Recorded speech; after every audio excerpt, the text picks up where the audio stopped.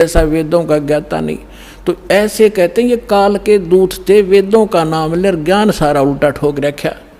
तो यहाँ उसी को प्रमाणित कर रहे हैं कि जम के हिलकारे फिरे, ये हाथों में लिए वेद।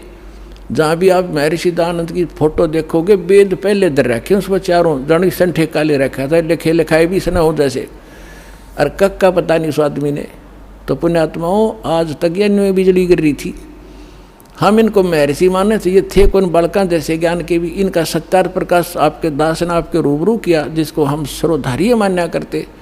और उसमें इतना डंगा बकवाद भर रखी जो एक आम आदमी भी ना लिखे ऐसी बात, तो मूर्ख भी जो उसने लिख रखी। कहते सूर्य पे ऐसे व्यक्ति रहते हैं जैसे यहाँ पर हैं, सारे बाग बगीचे हैं, सारे पदार्थ हैं। बता, वो एक इंसान भी था और महर्षि की पदवी पाएगी। कहते हैं झूठे गुरु बहुत हैं ये अनगन कोट अनंत, सार नाम का भेद बतावे सो सतवादी संत। झूठा गुरु काल है ये फांसी दे अड़ाए, मारत है मैदान में वो छलबल बहुत बनाए। झूठा गुरु काल है ये गुरु का दया स्वरूप, या मैं मीन न मेख है जैसा संवल रूख है। एक एक वाणी का निष्कर्ष देखो पुण्यात्मा। महापुरुष ये थे, वो महापुरुष भगवान से प्राप्त ज्ञान, यानी ये तत्व ज्ञान है। कहते हैं झूठा गुरु काल है और गुरु का दया स्वरूप, और या मैं मीन न मेख है जैसे संभल रूख। अब जैसे एक संभल का पेड़ होता है, संभल, और संभल के पेड़ पे ये तोता जो होता है, तोता ये वृक्षों को सिलेक्ट कर लेते हैं कि ये वृक्ष, देखते रहते हैं, ताक में रहते हैं कि ये पौधा उगा है, ये पेड़ बनेगा और फिर इसके फल खाऊंगा। तो उस जो ये संभल का पेड़ जब उगता है, बहुत सुंदर पत्ते होते हैं, बड़ा हरा भरा होता है, और बड़ा हो जाता तो इतने बढ़िया फल लगते हैं इसके डोडे, और ऐसा लगता है जैसे बहुत ही स्वादिष्ट पदार्थ होगा, लेकिन उसमें होती है रुई।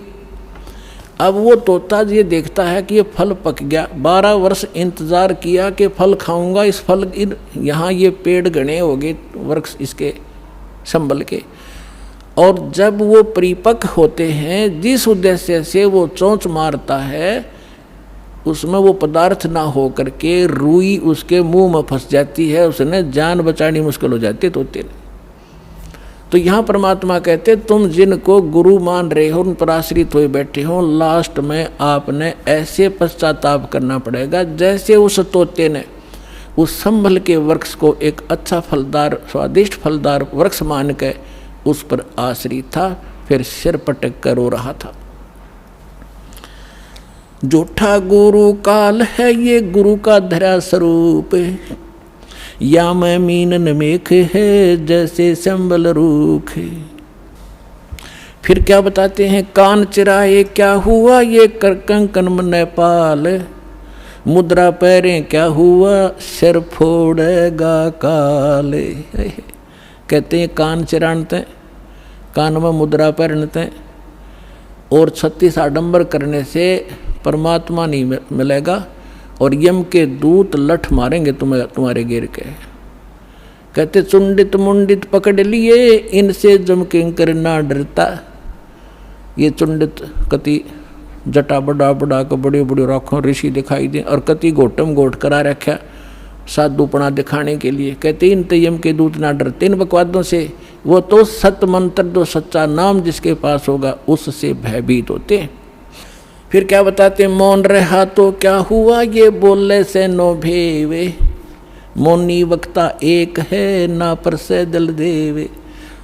अब जैसे एक नकली था, आडंबर करे बिना इनका काम चला नहीं, दुनिया आकर्षित नहीं हो। एक ने कहा कि मौन धारण कर रखा उसने। एक कबीर पंथी घीसा पंथी संत था, और दास को पहले नाम देने का आदेश नहीं था जब तक 1988 से 1994 तक। तो दास इनको संत मान के इनसे परमात्मा ने इनकी तलाशी दिवानी थी मेरे थे, उससे मिलता था, चर्चा होती थी। एक दिन मैं गया तो क्या पता चला कि महाराज जी तो मौन व्रत रखा है 41 दिन का। मैं चलो भाई ठीक है। मैं बैठ गया तो वो निकला गुफा से बाहर। तो उसने क्या किया, एक स्लेट ले रखी जो बच्चों की होती थी पहले, स्लेट पत्थर की, और एक चौक ले रखा। उस पर लिखा कि भगत जी को चाय पिलाओ। स्लेट पे लिख दिया। तो वो चाय ले आए। फिर लिखा कब आए, वो बोला जी अभी आया हूँ। अच्छा, अब उस स्लेट पे लिखे और फिर उनको पानी पिलाओ। अब यहाँ वो परमात्मा कहते हैं कि मौन रहा तो क्या हुआ, जो बोले सैनो भेव, इशारों से बात कर रहा, मन तो डिस्टर्ब हो लिया। बताओ उस मौन रहने से क्या लाभ हुआ तुझे। और मौनी वक्ता एक है ना पर सैदल देव। परमात्मा के पाने के लिए ये आडंबर केवल बकवाद मात्र है आपकी, इनसे ये भगवान नहीं मिले। और ये भोली आत्मा इन्हीं से प्रसन्न होते हैं। बाबा जी भाई 41 दिन में, और फिर 41वें दिन उसने वो व्रत खोलना था, समागम हो गया, हजारों आदमी इकट्ठे हो गए, लाखों रुपये उसने मिल गए, हो गया उसका काम पूरा। अब वो भी पार और चेले भी पार। दोनों गधे बनेंगे इकट्ठे। कहते सन्यासी 10 नाम है, ये शिव का धर है ध्यान, शिव के ऊपर और है ताको कर प्रणाम। ये सन्यासी 10 नामी सन्यासी कहलाते हैं, भगवान शिव को इष्ट मानते हैं। कहते हैं शिव के ऊपर और परम शक्ति है, उसका ध्यान धरो जब तुम्हारा कल्याण होगा। बेखों से भगवान का दूर महल दरबारे, पाखंडी पहुँचे नहीं दे सतगुरु पार उतारे। इन भेखों से, बनावटी आडंबरों से परमात्मा का घर बहुत दूर है, और पाखंडी वहाँ ना जा सकता ना ले जा सकता। सतगुरु दे पार उतार, सतगुरु आपको पार उतारेगा। डंब करें डूंगर चढ़े, अंतर झिन्नी झूले, जग जाने बंदगी करें ये बोवें सुलभ भूले। आप देखते होंगे, हमने तो खूब देख रखा है बिटर एक्सपीरियंस है दास का। क्या देखा करते, एक समय ये दास अपनी से ड्यूटी पर जा रहा था। दास हरियाणा सिंचाई विभाग के अंदर जूनियर इंजीनियर की पोस्ट पर था, मोटरसाइकिल पे जा रहा था अपनी ड्यूटी पे। तो रास्ते में काफ़ी व्यक्ति इकट्ठे थे। एक ऊंचा सा स्थान था गांव में बाहर, और उस जंगल था वहाँ पर। वहाँ क्या देखा, एक बाबा जी बैठा, और दूर से दिखे 10-20 भगत बैठे। मैं भी चला गया उधर जाकर देखने के लिए। जब तक ये दास को ये ज्ञान नहीं था, साधु संत की ऐसे अट्रैक्शन होती थी। तो वहाँ बैठे काफ़ी लोग बैठे, दूना ला रखा, इन्होंने सुल्फे पी हुए, भर भर चले वो भी पी हुए, और जावन 10 रुपये चढ़ा दें। और तो अब वो ऊंचे पे न्यू बैठे, सब न दिखूँ ताकि मेरे पुजारी आ जाए। तो क्या है, तो यहाँ क्या कहते हैं, डंब करें, पाखंड करें और डूंगर चढ़ें, यानी ऊपर ऊंचे स्थान पर टिल्ले पर जाकर बैठेंगे, और अंदर कोरी बकवाद, अंतर झिन्नी झूल, और जग जाने यो बंदगी करे। आम जनसाधारण तो ये समझता है कि वो भगती कर रहा होगा, तो परमात्मा कहते हैं यो बो है सूल बबूल, ये तो अपने भविष्य में की करके कांटे बोन लाग रहा है, कर्म फोड़ रहा है अपने। डंब करें डूंगर चढ़े ये अंतर झिन्नी झूले, जग जाने बंदगी करे ये बोवे सूल बबूले। फिर कहते हैं माला मुक्ति न होते है, मुक्ति होता है नाम। इन माला से मुक्ति नहीं होगी, इस नाम से मोक्ष होगा। चाहे माला तो जप ले, चाहे बिना माला तो जप ले। केवल ये माला पैर के आडंबर करने तक बात नहीं बनेगी। अपने आत्माओं जैसे दास आज जो सत्संग एंड करेगा, उसी के कारण ये आगे चल के बात बिगड़ जाती है। जैसे थोड़ा सा उदाहरण देता हूँ, ये माला गल में पहनने की परंपरा कैसे चली। जब भक्ति किसी भी युग में कभी प्रारंभ हुई थी, परमात्मा आते हैं, थोड़ी बहुत भक्ति वो स्टार्ट कर जाते हैं, चाहे प्रथम मंत्र की ही थी, तो उस माला से जाप किया करते थे। तो पहले क्या करते थे, जेब कपड़े वस्त्र इसे होते नहीं थे, माला से जाप किया और माला को आदर के साथ गले में डाल लिया करते। वो लोग दिखावा नहीं था, वो सिर्फ अपना सुरक्षित स्थान और आदरणीय स्थान सीने से लटकी रहती थी। और जब उसकी आवश्यकता पड़ती उसको जप जाप कर लिया करते थे। तो जिसके गले में माला होती वो जाप करते थे। तो बगैर मर्यादा के उन मंत्र करने वालों से अगर किसी को दुआ निकल गई वह सफल होगी। तो गृहस्थी आदमी ने को किसी ने आशीर्वाद दे दिया, उस माला वाले ने जाप करनी ने, तो उसको लाभ हो गया। तो उनकी पूजा शुरू होगी, अपने घर घर बुलाने लगे जब यह थोड़ी सी भक्ति डाउन होने लगती है। तो फिर ये पहचान मान ली कि जो गल में माला डाल रहा है ये भगत है और इसकी पूजा सेवा करने से बहुत लाभ हो से। तो हम दो भागों में बट गए। तो जो माला डालने दिखता उसको हम भगत और संत मान लेते, उसकी सेवा करते, चरण धोते और उससे थोड़ा बहुत लाभ उसको मिल जाता। अब कैसे? वो तो ऐसा था जैसे एक किसी ने अपने टायर में हवा भर रखी है और उसमें से ला कर दूसरी ट्यूबर दूसरे के टायर में डालता रहे, तो थोड़ी बहुत आ जाएगी, उसका भी काम ना चले पूरा और उसकी खत्म हो जाएगी। तो ऐसे बात बिगड़ती चली गई। तो ऐसे हम इन नकलियों को जो गल में माला डाला करते, प्रारंभ में तो ये भगत थे, फिर मर्यादाहीन होने से अपनी संग्रहित कमाई को यहीं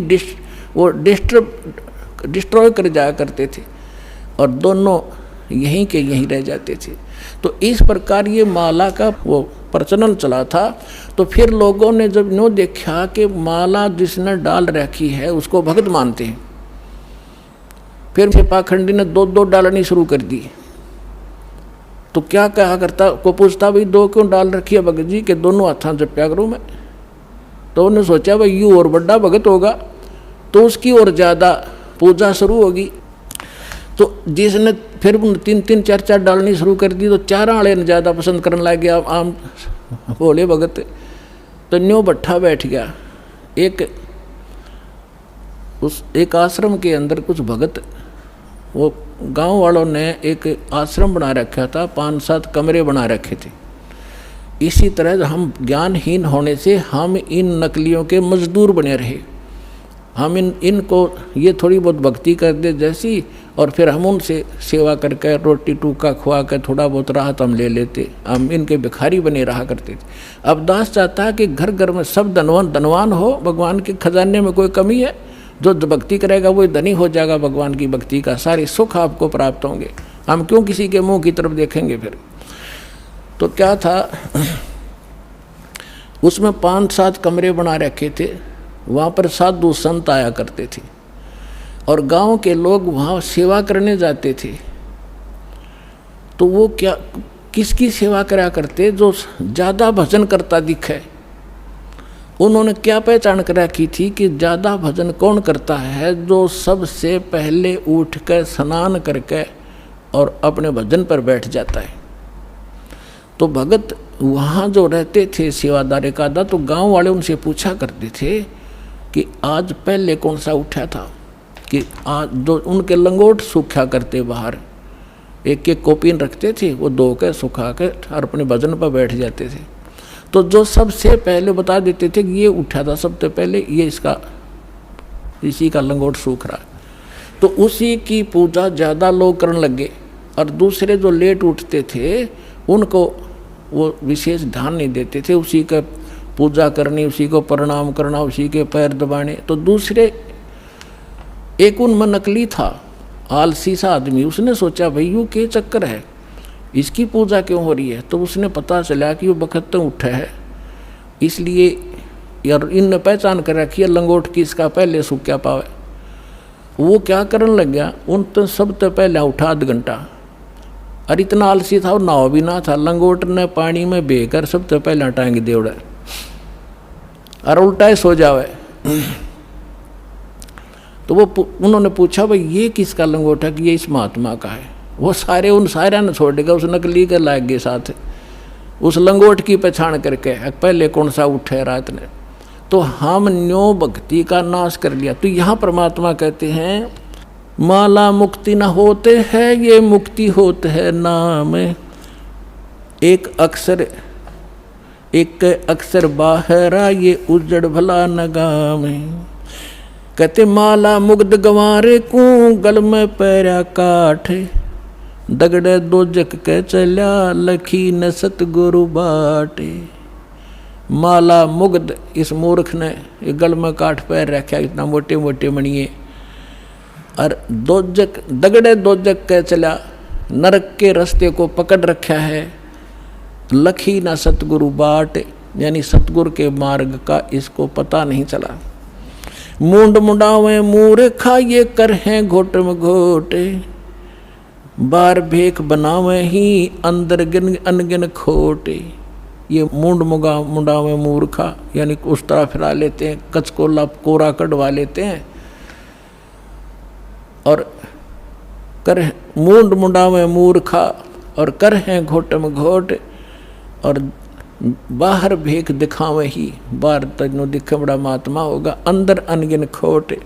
केले की कोपीन है ये फूल पान पल खाही, नर का मुख नहीं देखते जो बस्ती निकट ना जाई। एक समय इस दास को ये ज्ञान प्राप्त हुआ, तो हम अपने ऑफिस में बैठ के फिर तो हमारे पास एक यही चर्चा हो जाती है, जो भी जिसने हमारी बात सुनाई थी उसको चर्चा शुरू कर देते थे। तो उनमें से एक कहने लगा कि नहीं, आपने संत तो देखे नहीं है। मैंने बताया मेरा ऐसे ऐसे गुरुजी हैं, उनसे मैंने दीक्षा ली है। तो वो एक कहने लगा आपने संत तो देखे ही नहीं है। दूसरा मेरा साथी कह रहा था, मैं कैसे होते हैं भाई, कि मैं एक बार ऋषिकेश गया हुआ था हरिद्वार से आगे, और वहाँ एक आगे जंगल है 1 किलोमीटर आगे चल के साइड में, और वहाँ एक महात्मा रहता है, और वो केवल एक लंगोट बांधता है केले के पत्तों की, जंगल में रहता है, और जंगल में इतना गहरा चला जाता है आदमी के तो दर्शन भी नहीं करता वो, और जय उसके दर्शन हो जाए तो बेड़ा पार हो जाता है। तो बहुत से लोग वहाँ इकट्ठे हो रहे थे, तो मैं भी जाकर बैठ गया, उनसे पूछा ताछी की, तो उन्होंने बताया कि एक महापुरुष रहते हैं यहाँ पर, और वो कभी कभी यहाँ दिख जाते हैं विचरण करते हुए, तो हम उसके दर्शनार्थ बैठे हैं, हो सकता हमारे भाग जाग जा। लेकिन वो जब भी कोई आभास होता है तो भाग कर अंदर गुफा गहरी जंगल में भाग जाता है, आदमियों को दर्शन नहीं देता। तो कहने लगा कि एक बता रहा था कि मैंने एक दिन थोड़ी सी दर्शन हुए थे, बस एकदम फिर वो पीठ फेर कर भाग गए, बस उस दिन थोड़ी सी कसर रह गई, ना बेड़ा पार हो जाता। तो उसी आस में 20-30 आदमी बैठे थे वहाँ। अब इस परमात्मा के ज्ञान से वो निर्णय होगा कि वो के था, वो कौन था। आए है उसके क्या कहते हैं सुख संवेद में, केले की कोपीन है वो फूल पान फल खाही, केले के पत्ते की तलंगोट बांध रखा है। ऐसे बैरागी त्यागी महसूस होते हैं, और फूल पत्ते और फल खा के गुजारा करते हैं, और बस्ती के निकट नहीं जाते, आदमी का मुंह भी नहीं देखते। ऐसे त्यागी बैरागी, उनको संसार एक समर्थ संत मानते हैं। अब उसका पैमाना दिया है सुख संवेद में, केले की कोपीन है जो फूल पान फल खाही, नर का मुख नहीं देखते जो बस्ती निकट नहीं जाही। वो क्या है, वो जंगल के रोज हैं जो मनुष्यों बिद के जाही, निस्दिन फिरो उजाड़ में न्यो परमात्मा पावे नाही। कैसा पैमाना दे दिया, वो जंगल के नील गाय हैं, रोज हैं जो आदमियां देख कर भाग जाओ, फदड़ फदड़ कर पता नहीं कहाँ जाके डटे। ये जंगल के रोज हैं, जब नाम से मोक्ष होगा, इन बकवादों से होगा। ये जंगल में पशु सारे नंगे फिरे और भाग जाते हैं, मर्ग भी भाग जाते हैं आदमी से डर के। फिर इसका समाधान बताते हैं, डेरे डंडे खुश रहो ये खुसरे लेना मोक्ष, दरु प्रहलाद पार उतर गए फिर डेरे में क्या दोष। परमात्मा देखो, और तो उदाहरण उनके पास था नहीं जब ये ज्ञान मालिक दिया करते थे। हम धरु और प्रहलाद को मुक्त मानते हैं, मानते हो खां जी। तो जब धरु और प्रहलाद तुम कहते हो पार हो गए, उनके इतिहास देखो पढ़ के। प्रहलाद जी 10 वर्ष के थे जब नरसिंह जी आए, उनको मिले, यानी परमात्मा प्राप्ति हुई। भक्ति वो पहले से ही कर रहे थे, और फिर उन्होंने शादी करवाई। और जो राजा बलि था, जिसने वो 100 अश्वमेघ यज्ञ करी थी इंद्र की गद्दी प्राप्त करने के लिए, और जिसके लिए भगवान आए थे बावना रूप बना के, तो वो प्रहलाद का पोता था, बैलोचन का लड़का था। तो उनने ब्याह करवाया, बालक हुए और वो पार हो गए। और ध्रुव का भाई था उत्तम, उसकी मृत्यु हो गई थी। फिर ध्रुव ने ब्याह करवाया और उत्तम वाली पत्नी भी उसके साथ रखी उसने, तो वो भी पार हो गया। तो कहने का भाव ये नहीं है कि तुम जो बकवाद करते हो कि ब्रह्मचारी जंगल में गए वो पार होंगे, नहीं। अगर ब्रह्मचारी पार हो तो ये इजड़े तो सब तो पहला पार हो जा, उनका तो 5-6 नंबर आवे। लेकिन मोक्ष होगा भक्ति से, चाहे ब्रह्मचारी हो रहा कर लो, और चाहे ये खुसरे कर लो, और चाहे गृहस्थी कर लो। दुराचार बुरा बताया, ये तो वैसे अच्छा नहीं, वैसे भी बेहुदी बातें हैं। तो कहने का भाव है भक्तों के तो वैसे सतर के काम नहीं है। तो इस प्रकार क्या कहते हैं, डेरे डांडे खुश रहो, डेरे डांडे खुश रहो, खुसरे लेना मोक्ष। और द्रुपदलाद भी पार हो गए। फिर गृहस्थी में के दोष, अपने आत्माओं ये नो काम बिगाड़े हैं। एक बार गरीबदास साहिब जी जब परमात्मा से परिचित हो चुके थे और अपना ज्ञान प्रचार भी करते थे, कोई उसके उनके पास आ जाता था तो ज्ञान भी देते थे, दीक्षा देते थे, केवल सिंपल सी, ये मूल ज्ञान नहीं देते थे। फिर भी उनसे बहुत राहत मिलती थी, वो समर्थ थे, आशीर्वाद से भी लाभ देते थे, संसारिक सुख दिया करते। तो उन एक आपको बताता हूँ इनकी कैसी दुर्गति होती है। जग जाना यो बंदगी कराइए बो सोल बबूल। एक बेरी गांव है रोहतक जिले में, अब वो झज्जर में हो गया। तो वहाँ का उस गांव का एक व्यक्ति था हरलाल नाम का, और वो धार्मिक व्यक्ति था घना। उसने एक साधु रख लिया अपने घर पे कि महाराज आप यहाँ रहो, उसके लिए एक चौबारा बनवा दिया ऊपर, आप यहाँ रहो, हमने सेवा मिल जाएगी, हमारे कर्म बन जाएंगे, आपकी भक्ति बन जाएगी, आपने भक्ति करनी है, आप बाल ब्रह्मचारी हो, घर छोड़ रखा, कहाँ भाई, ठीक है, होगी सेटलमेंट। उसका ऊपर चौबारा बना दिया, एकांत में उसको बढ़िया भोजन दे सुबह शाम, और वो अपना भजन करे, जैसा भी वो सोच रहे थे वो भजन करे। और वो भजन उसके पास भक्ति थी नहीं हुआ। तो क्या हुआ कि वो क्या करता था, बढ़िया माल खावे और आप खावर सो जावे, या जिसी भक्ति थी अटपट की साधना करे थोड़ी बहुत देर, वो भक्ति मोक्षदायक थी नहीं। तो क्या हुआ, कुछ दिनों के बाद उस संत की मृत्यु होगी, अंतिम संस्कार कर दिया। तो पहले क्या करते थे कि गांव के जो किसान लोग थे बैलगाड़ी रखा करते थे, और ट्रांसपोर्ट का जो काम होता था आजकल ट्रकों से होता है, पहले बैलगाड़ियों से करा करते थे। तो बेरी से और इधर नजफगढ़ साइड में जाया करते थे, वो अपनी उस मंडी से सामान लाते थे, जैसे वहाँ से गुड़ ले आए, बूरा ले आए, इधर से बाजरा ज्वार ले जाते थे भर के, ऐसे वो ट्रांसपोर्ट करते थे। एक दिन गरीबदास साहिब जी उसी रास्ते पर, जो रास्ता गांव छुड़ानी से होकर बेरी से और आगे जाता था नजफगढ़ साइड में, तो वहाँ कुआं था एक, उस कुएं पर बैठ कर गरीबदास जी स्नान कर रहे थे। सुबह सुबह गर्मियों का मौसम था, 5-6 बजे उधर से वो हरलाल गाड़ी लिए आ रहा था, और उसने जो बैल एक जोड़ रखा था, वो बैल था गोरे कलर का, लाल रंग का। और वो क्या उसने, वो बैठ गया, वो बैठता था ऐसे, और वो हरलाल उतर कर फिर उसका लठ मारता, उसने फिर ज़बरदस्ती ठाता, फिर वो आधा किलोमीटर ठीक चलता और फिर बैठ जाता। तो वो कुदरती वहाँ बैठ गया आकर जहाँ गरीबदास जी नहा रहे थे, स्नान कर रहे थे। तो गरीबदास जी न्यों के न्यों उठ के धोती बांध रखी थी नहाते नहाते, और वहाँ गए उस बैल के पास जो बैठ गया था, एक बैल खड़ा था, गाड़ी रुक गई थी। तो उन्होंने उसके कान में कोई बात कही, वो एकदम खड़ा हो गया, वो बैल खड़ा हो गया। तो किसान ने तो यह बड़ी बात थी, बैल ठीक चलने लग गया, और वो वहाँ से लेकर बेरी लगभग 10-15 किलोमीटर पड़े हैं छुड़ानी तक, बेरी तक वो बैठा नहीं। उधर से राम रमी हुई, महाराज कौन हो आप? भाई गरीबदास नाम है मेरा, और यूँ क्या हो गया, कुछ ना, बस आगे इसका समझ में। जब तो वो चला गया, फिर उसने जाकर देखा, उसका जब न्यो ना जची कि खड़ा हो गया, जाते फिर बैठेगा थोड़ी दूरी पे, वो ना बैठा, तो फिर उसने पता करा भाई वो बैल ही भी इतना, इस दूसरे तो भी आगे चल रहा है, तो इतना तेज चल रहा है, क्या चक्कर है, उसने क्या कर दिया इसके कान में।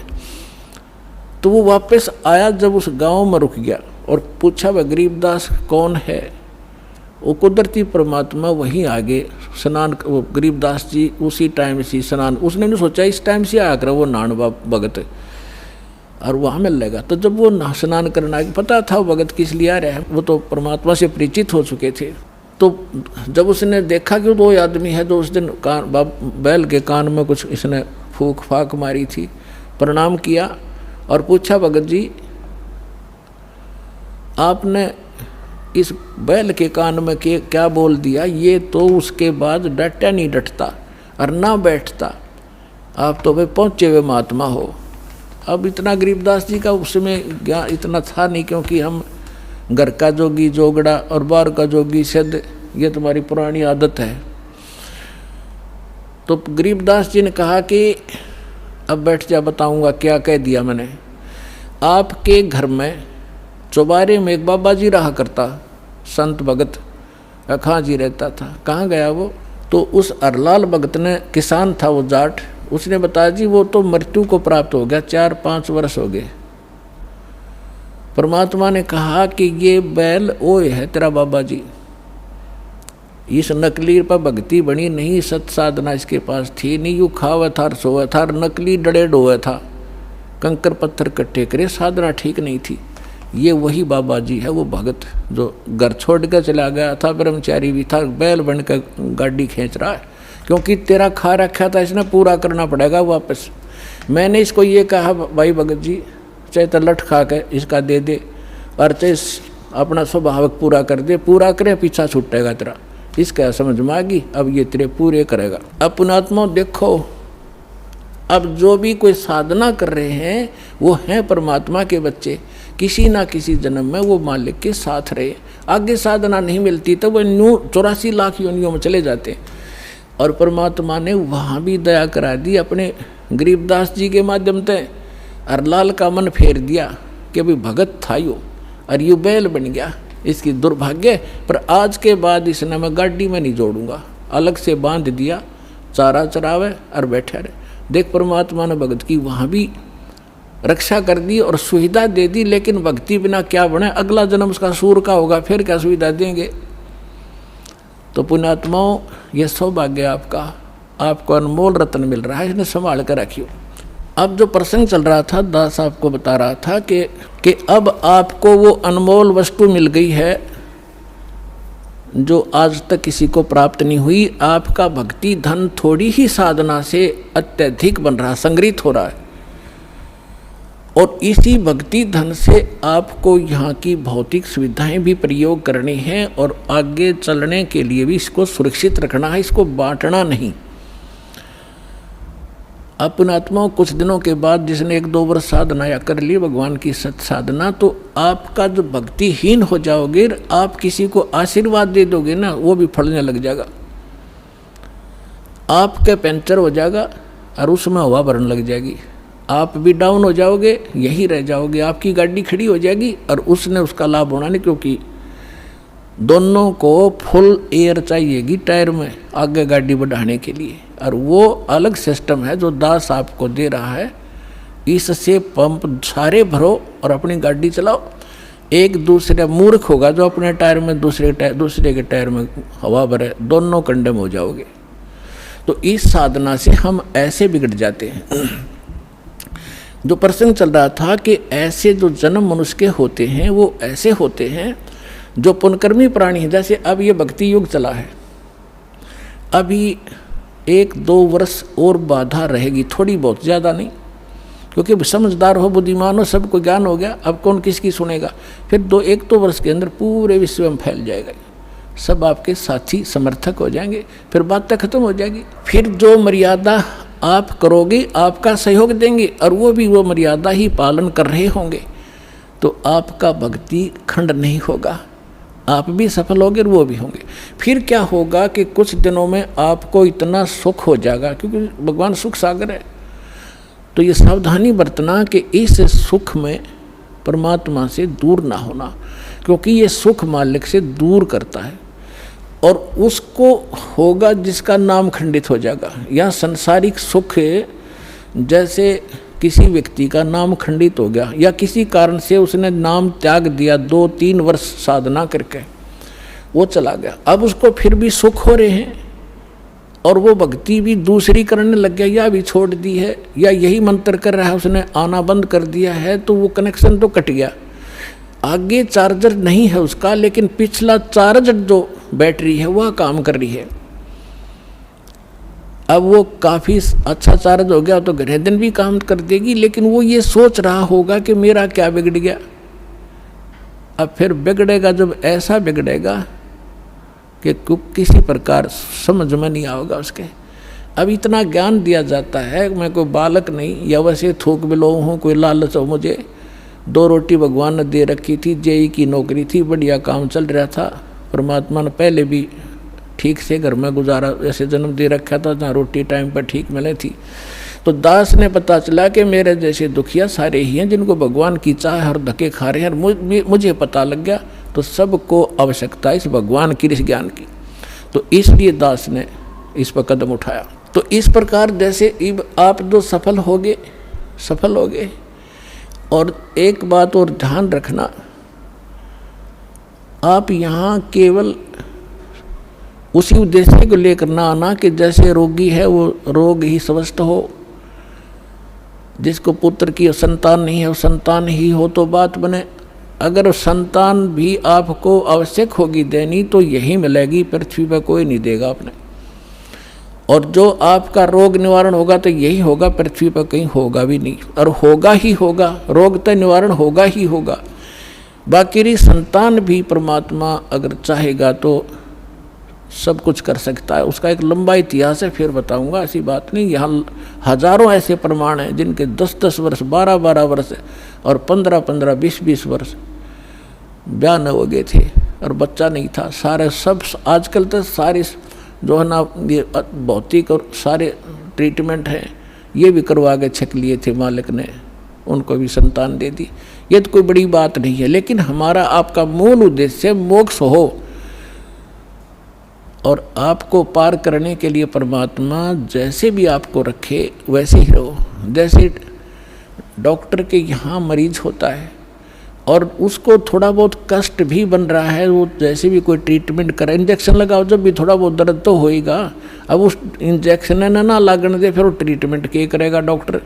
तो थोड़ी बहुत संकट, थोड़ा बहुत कष्ट आपको महसूस भी हो, वो गॉड गिवन समझना।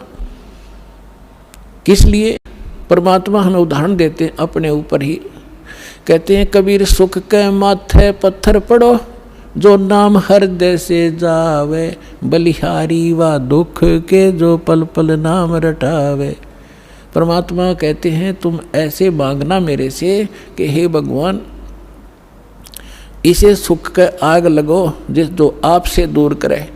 हे परमात्मा, ऐसा दुख बलिहारी उस दुख के, ऐसा दुख बना रहे जिससे आपकी याद बनी रहे, ऐसा सुख ना देना भगवान जो आपसे दूर करे। तो आप ये समझ लेना, छोटी मोटी जो ठूठा आपका रख रहेगी ये गॉड गिवन होगी, ताकि वो मन बकवाद ना करे, इसने मौत दिखे जा, और तभी ये भक्ति करेगा, ना करने ना दे। ऐसा खतरनाक एलिमेंट है ये।